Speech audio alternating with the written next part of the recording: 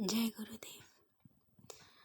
गुरु के बारे में मैं ज़्यादा व्याख्या नहीं कर सकती हूँ। मैंने अपनी समझ से जिनको गुरु माना, मन से जिनको गुरु माना है, उनकी शायद ऐसी कृपा रही है मुझ पे कि जो मेरे गुरु दोष लगता रहा।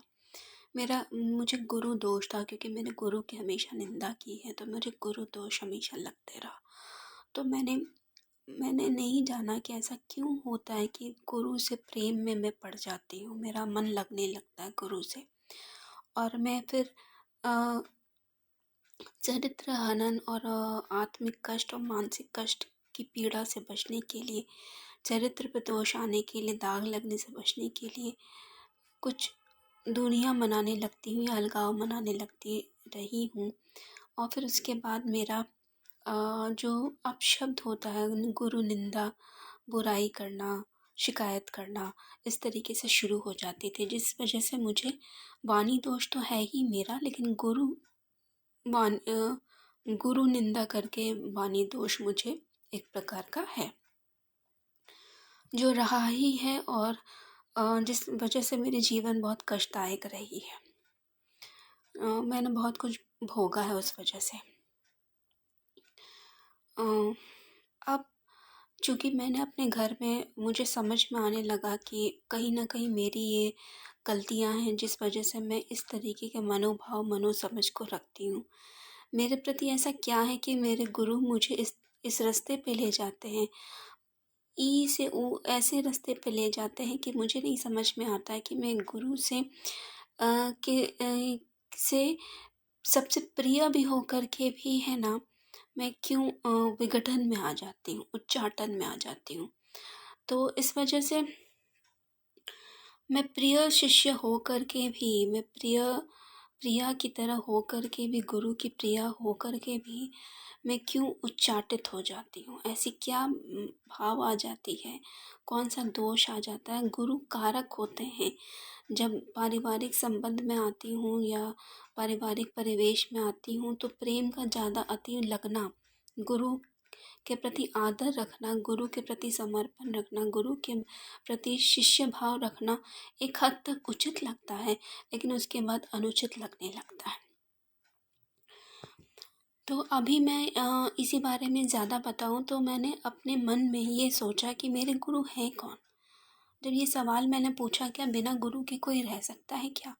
जैसी बातें सुनने समझने में आती हैं, जो सत्संग की बातें होती हैं, जो गुरुजनों की बातें होती हैं, उनकी बातें कहीं से भी सुनो, किसी की बोली से सुनो, कहीं अखबार में पढ़ो या फिर टीवी पर सुनो,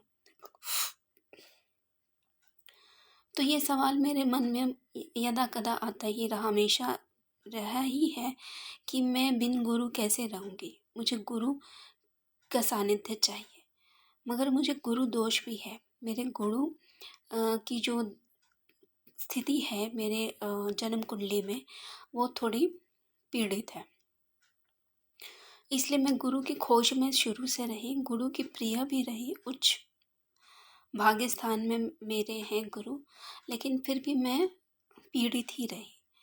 संबंधों में जो कहा जाता है ना, संबंधों में मतलब खटास आ ही जाती है, मन मुटाव आ ही जाता है, और बोला बाली, और मतलब कहा जाता है ना, लगता है जैसे कि कुछ दोष आ रहा है नाना प्रकार के।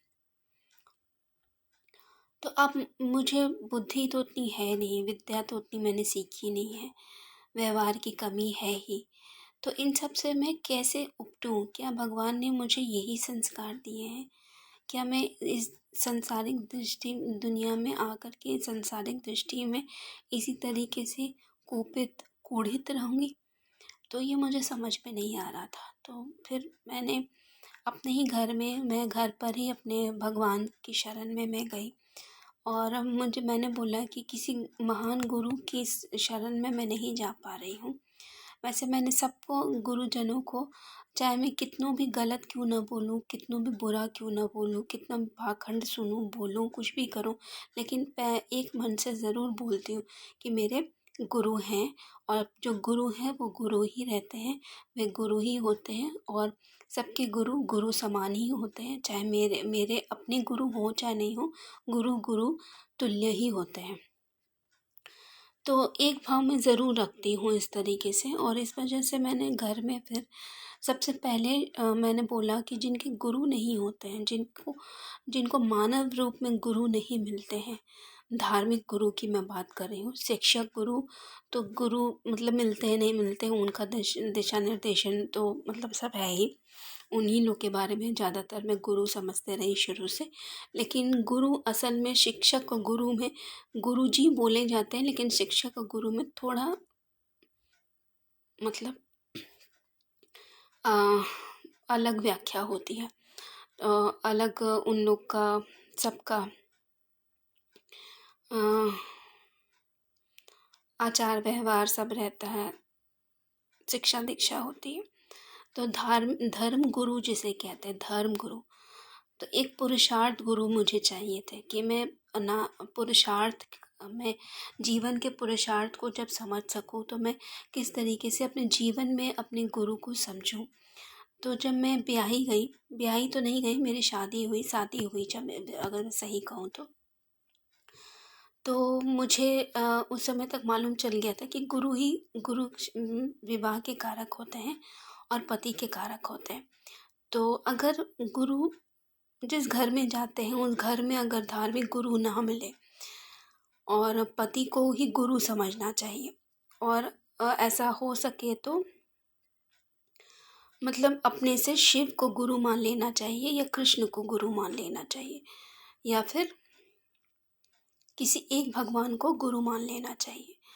तो पहले मैं इंतज़ार में रही, मुझे बहुत ही भटकाव लगा, मेरा बहुत ही मन भटकता रहा, मैं बहुत अशांत रही, हमेशा बात निकालना भी चाहिए, लेकिन मुझे ऐसा लगा कि मैं वहाँ थी और मैं शायद मुझे भुलावा रहा कि मैं ई का भी मतलब नहीं समझी, ऊ का भी मतलब नहीं समझी, और ऊ से ई का मतलब नहीं समझी, ई से ई का मतलब नहीं समझी, वाह का मतलब नहीं समझ, सामाजिक परिवेश में और अपने मोहल्ले में जैसे परिभाषित मुझे किया गया था, जहाँ मेरा जन्म हुआ था, जिस मोहल्ले में जिस घर में मैं जन्मी थी, वहाँ के मोहल्ले से जिस तरीके से मुझे परिभाषित किया गया था, तो उस तरीके से पुश्तैनी ही से मेरे लिए जो व्या उच्चाटन दिया गया था, एनर्जी जो क्रिएट की गई थी, जो मेरे लिए रोल प्ले बनाया गया था, जो डेस्टिनी तय किया गया था, उस हिसाब से मैं अनजाने में ही प्रयासरत रही। लेकिन अभी भी पूरी तरीके से पता नहीं, लेकिन थोड़ा घबरा गई। फिर जब मुझे पता ही नहीं चल रहा था तो मैंने टीवी देखा करती थी, तो मैं टीवी से ही मतलब जो पंडित जी होते हैं, आचार्य जी होते हैं, उनसे ज्योतिष सीखने का कोशिश किया करती थी, धर्म सीखने का कोशिश करता, बहुत कुछ मुझे पता चल रहा था, और मैं धीरे धीरे कुछ नया नया कुछ करते रहती थी। फिर उसके बाद मुझे उन्हीं लोग के कहे पर मैंने अपने से सबसे पहले पिता को समान गुरु माना, शिव जी को। मैंने पति के रूप में पहले नहीं माना, जबकि मेरे विवाह के बाद ही हुआ था, लेकिन मैंने नहीं माना, क्योंकि कहा गया, क्योंकि मुझे बहुत सारी एनर्जीज़ थी, तो जिसमें एक एनर्जी ऐसी भी थी कि प्रथम गुरु जो होता है वो परिवार के माता पिता ही होते हैं। तो जहाँ जन्म होता है पहला प्रथम गुरु माता पिता ही होते हैं। तो मैंने शिव जी को गुरु माना था, तो मैंने माता को नहीं किया था, मैंने पिता को ही किया था। तो प्रथम गुरु मैंने पिता को किया था और शिव जी को गुरु पिता स्वरूप में मैंने माना था। और फिर धीरे धीरे मैंने अपने दायरे बढ़ाए। मैंने परिवार के हर प्रत्येक जन को किसी न किसी भगवान के स्वरूप में गुरु स्वरूप में मानने की कोशिश की। अभी पूरी व्याख्या नहीं की है, लेकिन मैंने अपने परिवार को ही गुरु परिवार माना है। और मैं इस बारे में ये कहना चाहती हूँ, जैसे कि कहा जाता है ना,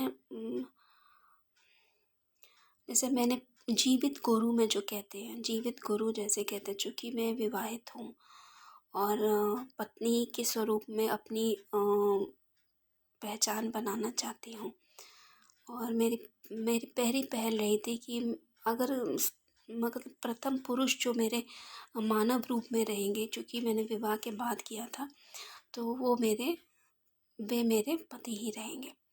तो मैंने प्रथम गुरु अपने पति को ही माना था जीवित रूप में। अगर उनके मार्गदर्शन में किसी गुरु के सानिध्य में भी जाऊंगी तो तब देखा जाएगा। और वैसे माता स्वरूप में, भाई स्वरूप में, बहन स्वरूप में, उनके परिवार के स्वरूप में मैंने अपने गुरु परिवार का, मायका ससुराल का, सबका मान करके रखा हुआ है। तो इसमें बहुत उच्चाटन नहीं, 1-2 बार मैं हट भी गई, 1-2 बार मैं वापस भी गई, क्योंकि बहुत बहुत कुछ ऐसा हुआ जैसे मेरे जान पर बनाने लगी। मैं जान हूँ, मैं सिर्फ जान हूँ, और मैं सिर्फ मेरी जान पे भी बनाने लगी। तो मैंने भगवान से मतलब एक तरीके से कहते हैं ना कि थोड़ी सी मैंने पथ बदलने की कोशिश की, लेकिन ऐसा हो नहीं पाया। मैं भगवान की शरण में अभी भी हूँ और गुरुओं ने भी अभी भी मानती हूँ। कहते हैं कि जब कहा जाता है कि जब हम संबंधों में जैसे होते हैं, तो मैं अभी कृष्ण भक्ति के बारे में सुन रही थी, जान रही थी, खोजबीन कर रही थी, जागरूक होना चाह रही थी। तो कृष्ण भक्ति में पिछले कुछ दिनों से जब मैं इस तरीके से खोजबीन कर रही थी, तब मैंने कुछ देखा है इस तरीके से कि कृष्ण भक्ति भी जो होती है, जो विष्णु भक्ति जिसे कहते हैं, जैसे भक्ति के भी कई मार्ग होते हैं, शिवाक्त होते हैं, शाक्त होते हैं, वैष्णव होते हैं, तो उनके भी प्रकार होते हैं। तो वैष्णव में मैंने जाना कि कृष्ण भक्ति हो तो, या वैष्णव भक्ति जो भी हो, राम भक्ति हो या कृष्ण भक्ति हो, या जो भी विष्णु के स्वरूप हो, जिनके भी, उनके भी मतलब कुछ नाना प्रकार के होते हैं। तो कुछ नाना प्रकार में मैं ज़्यादा तो अभी नाम नहीं ले पाऊँगी, क्योंकि मुझे उतनी स्मरण स्मृति, अभी उतनी भक्ति मेरी प्रगाढ़ नहीं हुई, जानकारी उतनी नहीं है। तो थोड़ा मैं संक्षिप्त में कहती हूँ, मूल रूप में जो मैं कहना चाहती हूँ कि सखी के रूप में, प्रेम के रूप में, भक्त के रूप में, दासी के रूप में। अभी तक मैं सारे स्वरूप प्रारूप को जानना समझना चाह रही थी, लेकिन अब मुझे ऐसा समझ में आ रहा है कि शायद सारे स्वरूप को जानूं समझूं तो, और मैं शायद प्रयास भी करूंगी कि सब में महत्ता हासिल ला पाऊँ। लेकिन जो मेरा थोड़ा स्वरूप ऐसा है जो मेरे गुरु ने मुझे दिया है, या मेरे परिवार ने मुझे जैसा जन्म दिया है, तो उस हिसाब से मुझे दासी स्वरूप ही मिला है एक तरीके से। तो इसकी एक बहुत लंबी कहानी है, मैं नहीं बता सकती हूँ पूरी कहानी।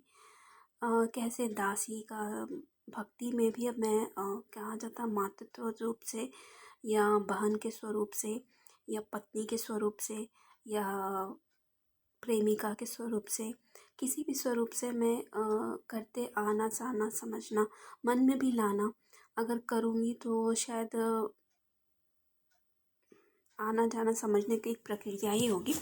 लेकिन साथ में अगर मैं दासी की प्रक्रिया को भी समझूं, दास बन करके सेवा भाव से, क्योंकि मुझे वाह किया गया था, तो सेवा अगर भाव से करूं, सेवा भाव से करूं, और दास सेवा भाव से करूं, दासी सेवा भाव से करूं, तो ये मेरे लिए उत्तम होगा, अति उत्तम होगा, सर्वोत्तम होगा। तो इस प्रारूप को अभी मैं शुरू करूँगी। अभी मेरे पास जो कपड़े हैं वो मेड की तरह जो होते हैं वो थोड़े हैं, कुछ मैक्सी वगैरह मुझे मिले हैं, और कुछ नाइटी वगैरह मिलते हैं जो चौल में रहते हैं, और जो भारतीय परंपरा में भी जो भी देश दुनिया की प्रांत में रहते हैं, दूसरे शहरों में रहते हैं, जिनकी वजह से, या अपने बिहार में भी, मैं जैसे बिहार पटना की हूँ, या जहाँ भी मैं गई हूँ, जहाँ भी गई हूँ थोड़े दिन की, उनके वजह से यह जानकारी में भी है। तो अभी मेरा पहनावा, श्रृंगार और वस्त्र जो होता है, आभूषण, और सारी प्रक्रिया अभी पूर्ण रूप से नहीं हो पाई है। 2024 में अगर मैं पूर्ण रूप से हो पाती हूँ, बोली से, व्यवहार से, और पहनावे से, आभूषण से, श्रृंगार से, क्योंकि मेरा श्रृंगार अभी भी है, यह मुझे मालूम चला है। तो श्रृंगार रूप को अगर मैं ले पाती हूँ तो मेरे लिए सही रहेगा। ज़्यादा नहीं बोलूँगी, वीडियो बहुत लंबी हो रही है। जय गुरुदेव।